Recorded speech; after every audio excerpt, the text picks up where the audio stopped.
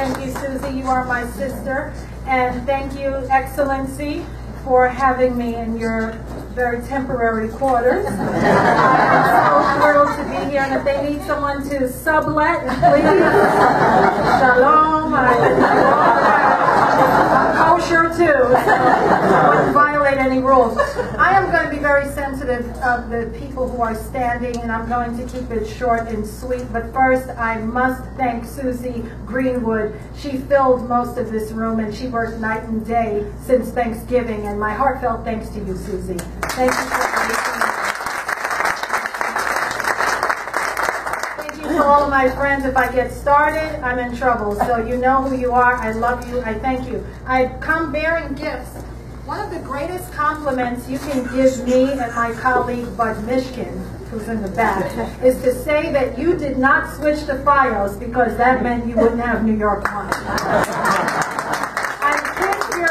I kiss your toes for not switching to FiOS. And this is a New York One Time Warner Cable apartment. Therefore, you should have a 2XL New York One shirt to take back with you, Excellency. For you, my gift to you.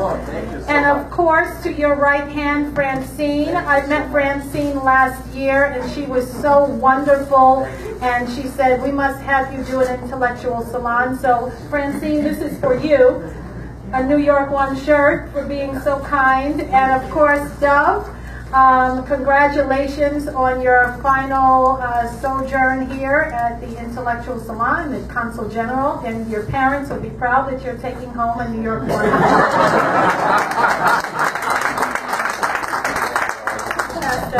So very quickly, remembering Dr. King, from slavery to civil rights, where do we go from here? I was born 2 years before Dr. King was assassinated.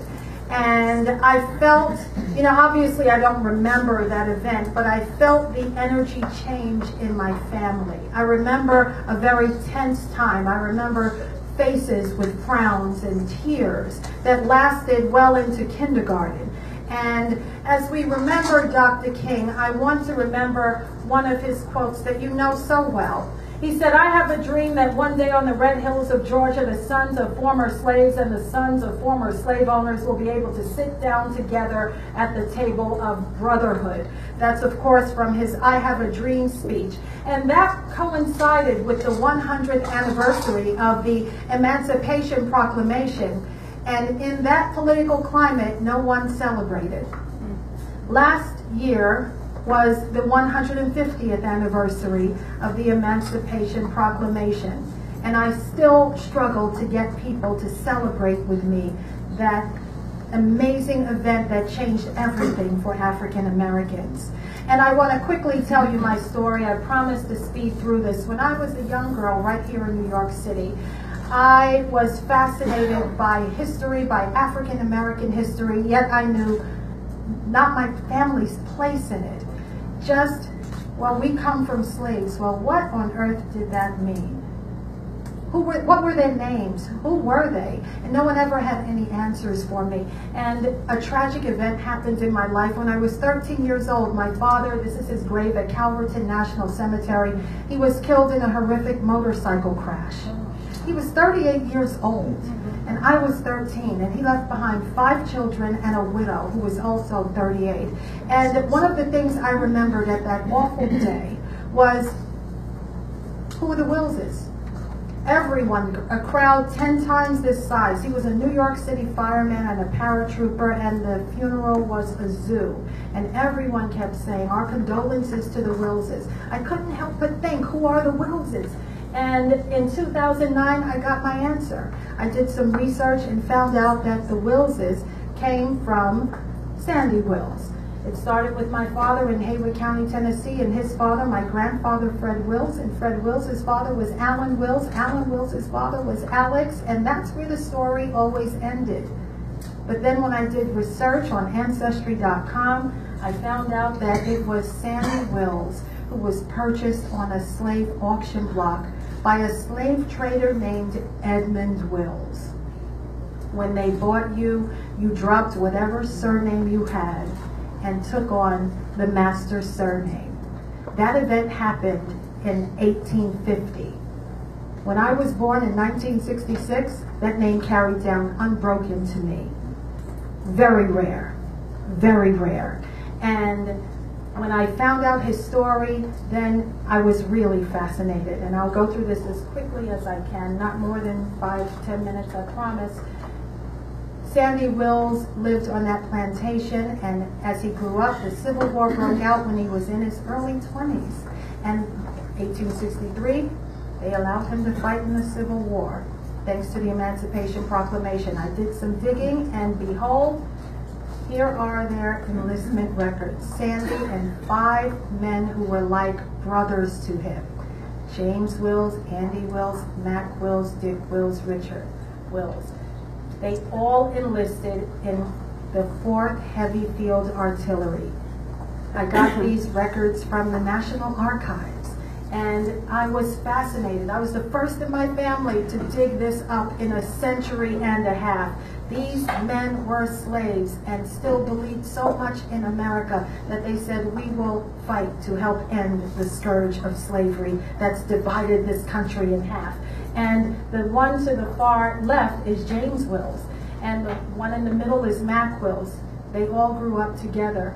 And interestingly, Excellency, on those forms are height, age, weight, name, and then there's a line that says occupation.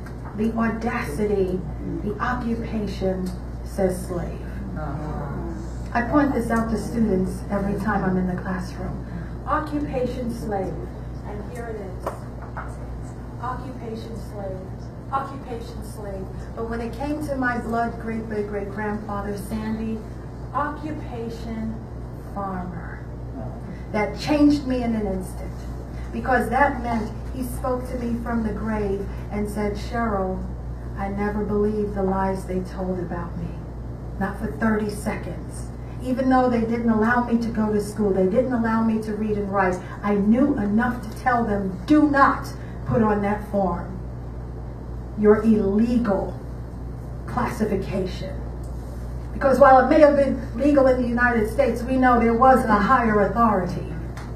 And that higher authority said, you are a farmer. And so I'm so proud of him that he had that designation that carried down and passed to me. You know, Sandy Wills was a humble man. He didn't leave me a dowry. He didn't leave me property. But this is more valuable than any of that. It's worth more than gold because he left me dignity. He said, Cheryl, I stood as a man and I stood for freedom, and I believed I was free even when half the country didn't believe it. So I accept that.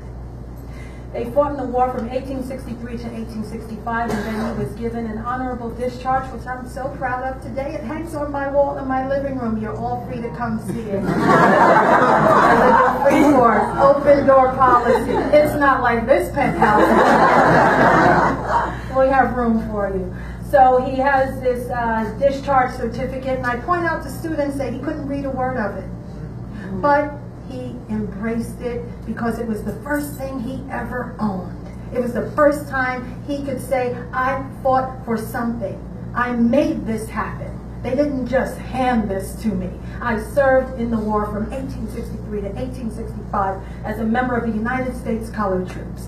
So, very quickly, he returned to the plantation, no longer a slave, but a sharecropper. He met a beautiful woman named Emma, my great-great-great-grandmother. They got married, and one of the things that was fascinating, they had a fabulous wedding. For those of you who love the way I dress on TV, it comes from a long way back. My grandma Emma. I imagine that she wore a beautiful gown. I know she had waiters. I know she had a preacher come from Memphis to Haywood County, Tennessee to marry her. Very extraordinary for a woman that just walked out of slavery 2 years prior. And they had 9 children. And one of the things that strikes me about their story is she realized that she didn't know her birthday. She didn't know Sandy's birthday. They were kind of invisible in the eyes of the law. But when she married, someone handed her a Bible. And inside that Bible was an insert where she could document her marriage and the birth of her children. She couldn't do it herself, but she got the people that once owned her to do it. And they did it. Not once for the birth of their first child, but all 9 times. And Emma knew she was amazing because when she had that first child, she realized this is the first child that will never be sold on an auction block. She knew the significance of it. She was brilliant in her own way. And so they had 9 children, all of them documented in her family Bible. And when Sandy passed away in 1889, she was left a widow with 9 children. And word was out that the federal government had vastly expanded the pension system. So she applied for a widow's pension for her 9 dependents. You know what happened. The federal government said, we didn't mean for you colored widows. One would think that Emma would have crawled into her shell and sought the mercy of the church to save her.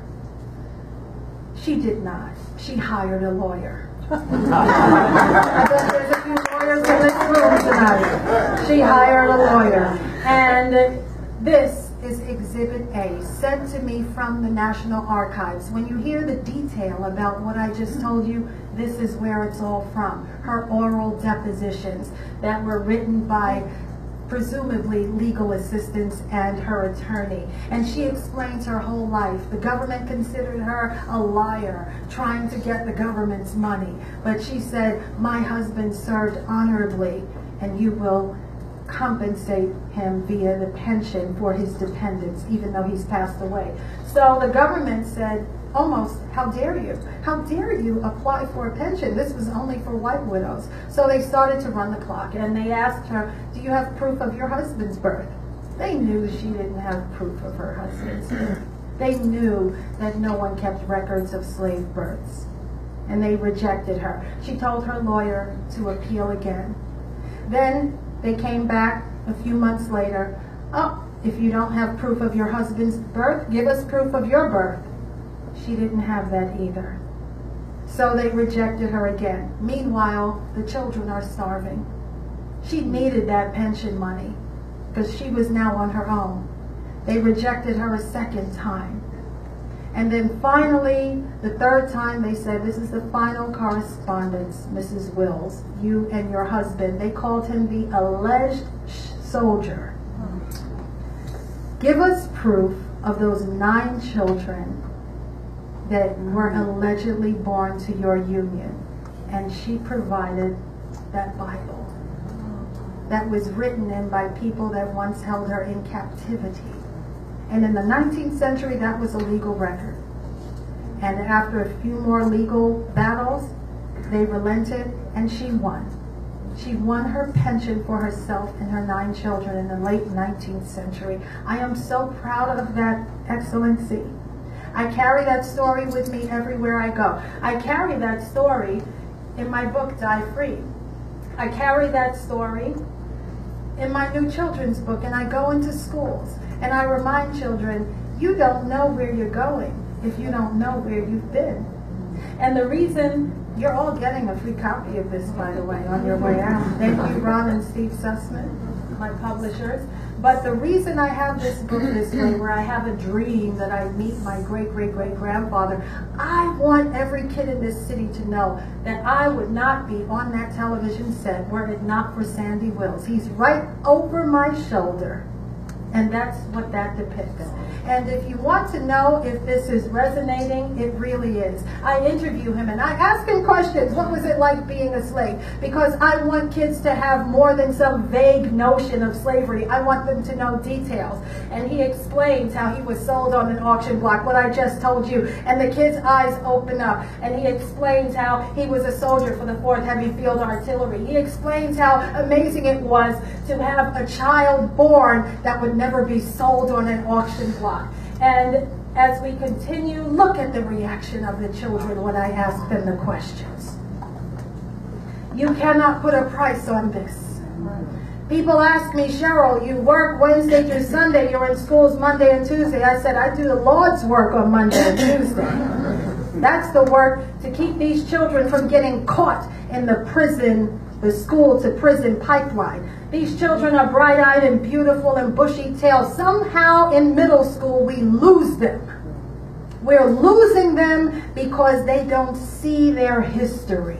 They don't see why they should bother. And it's my pleasure to continue to keep their hands up so they will remember me, not out of vanity, but I represent a soldier who helped free this country. That's what I want them to see when they see me. Forget New York 1. That's minimal. See me as the great-great-great-granddaughter of two great Americans that this country pretended were invisible. Well, our ancestors were not invisible. They depended on their family to lift them up. And that's what we need these students to do. We need to present ourselves as role models to these little girls who are being shifted into thinking that the only way to grow up is to be a man's toy. You're so much more than that, I tell these beautiful girls. The young men, I show them the pictures. What do they mean to you? The young children who are lining up with books in hand just to get my signature because they know it's not about me. They really know it's not about me. They know that I've left the heart of New York City to go to Brownsville, one of the most dangerous neighborhoods in the city. I walk in there alone without fear because they're special. And I would like now to introduce to you very quickly Ainsley Rudolpho, because this is a call to action for me and for the like-minded people in this room, because it's wonderful to remember Dr. King, but Dr. King would tell us, remember me, but remember me in word and in deed. And that's what's missing with so many people. We have lots of words and lots of talk, but then when it comes to doing something, I'm the only one in the schools. And the principals are telling me that, Cheryl, no one else will come because we're all the way in East New York. We're all the way in the South Bronx. No one wants to come here. So I present to you Ainsley Rudolpho. He runs a program called the Urban Ambassadors. And I want him to quickly come to the podium. And can you come to the podium so they can hear you?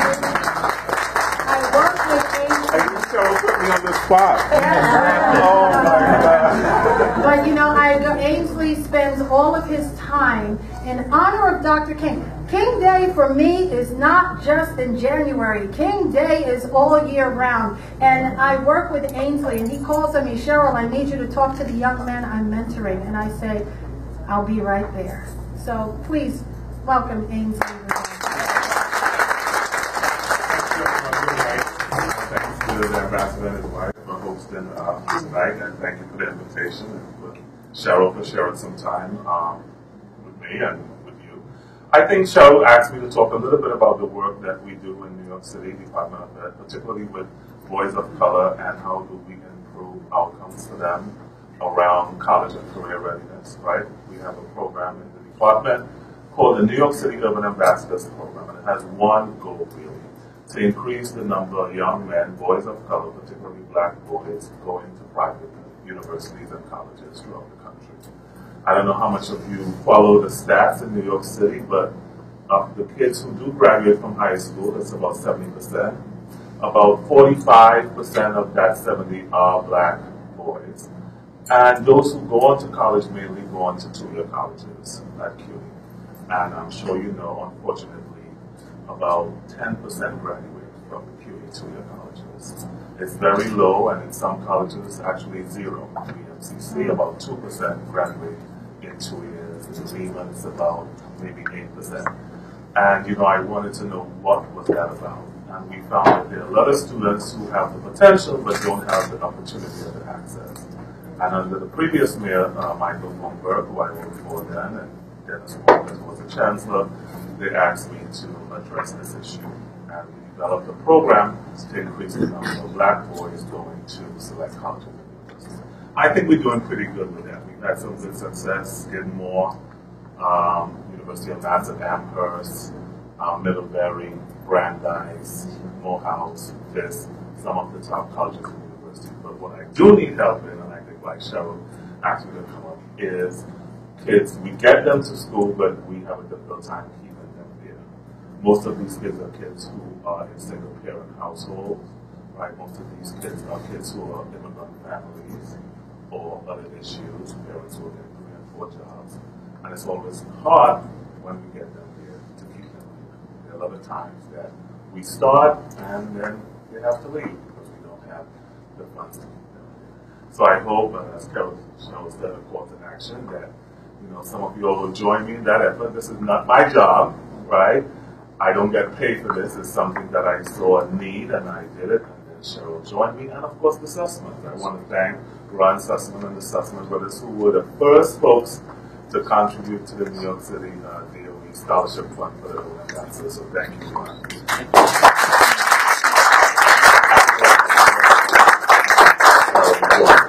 I also want to thank Susan so much, who is a great friend and partner in this. And before I end, I want to introduce you to one of our students who's here tonight. You might be like, why is this kid here? Around here. So Ethan Ambrose, who's in the back, come on quickly.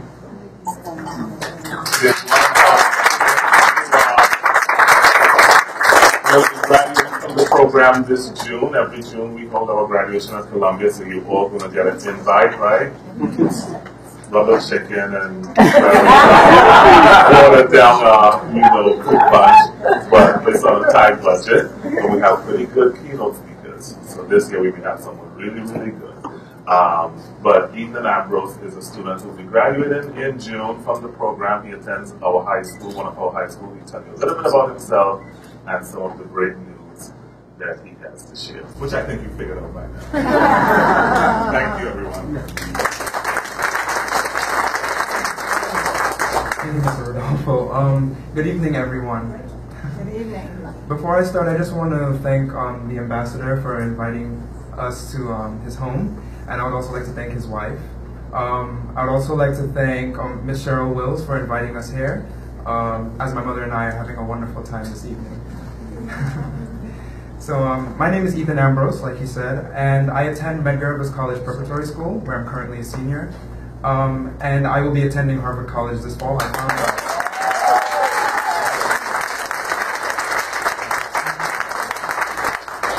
found out actually just this past December. So just to tell you a little bit about myself, so I think before I talk about where I'm headed, as Ms. Cheryl Will said, I think that it's also important to tell you where I've been, and so where I've come from. And so my mother was a St. Lucian immigrant. She came here basically with no money, nothing to her name, no one really to give her any guidance on how to live here in the United States.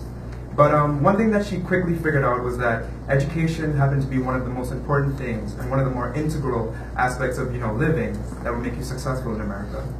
So what she did from a young age, she started reading to me before I could crawl, so that by the time I was able to walk, I would be able to read to her. And also, she used to challenge my mind by helping me do puzzles and that sort of thing. And so for me, that was very touching, and it took me a long way, especially because now I'm going to Harvard College. But yeah, aside from that, the Urban Ambassadors program, it has helped me a lot, because especially what I did with the deputy mayor in New York City, I did a lot of literature reviews, and especially one in particular where I actually wrote about student-based health clinics in New York City, and he ended up actually writing me a recommendation to Harvard. And so I think that without the network that I had, that none of this would have been possible. And so while some students do have the network in the Urban Ambassadors program, and some of them do make it to prestigious colleges, a lot of them don't finish. And some of them actually don't have the funds to make it through college, because some of them are undocumented. And so that's where we have the little struggle. It's, well, what do we do? Do we tell them, quite frankly, we can't do anything else for you? You've done a lot of hard work, but we can't do anything for you. But I don't think so. I think that some of you in this room actually can help us. I think that we have a little scholarship fund, and by maybe donating, you guys can really help us go a long way. You guys can help us finish, and that's basically what I feel right now.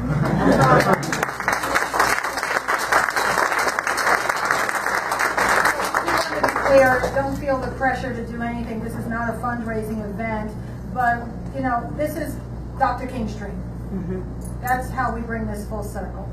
Ethan is Dr. King's dream, that his children would be treated not based on color or based on anything but hard work. And Ethan has worked hard to get into Harvard. And he lives in one of the most challenging neighborhoods in Crown Heights. A neighborhood, a block, where most kids, unfortunately, are getting shot. And he's going to Harvard. And as I close, what we're so proud of with Ethan is that he's not going to walk away from Crown Heights when the summertime comes. He's going to go back and be the light so other kids can see if you work hard and you stay in school, you can come back to the neighborhood. You don't have to run away and never be seen again. We don't want you to stay in Boston. We want you to come back to the hood. So ladies and gentlemen, Ethan.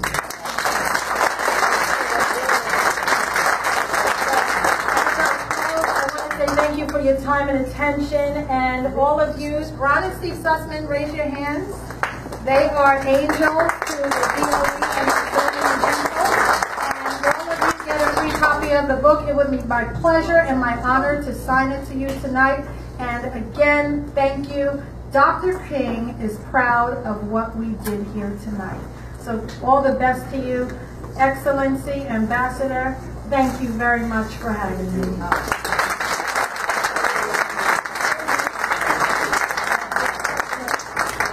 Another round of applause for the amazing.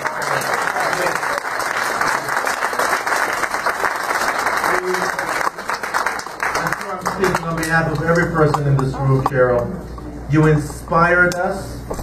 You have the real soul of an educator, and I believe this is your passion.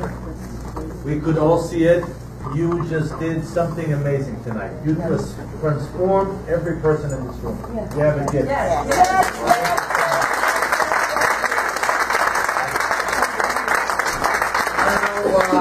There's too many people standing in the back, so we're not going to do a Q&A session. My suggestion is that we'll get rid of the chairs, continue with the drinks and the food, and you can ask Cheryl questions in person.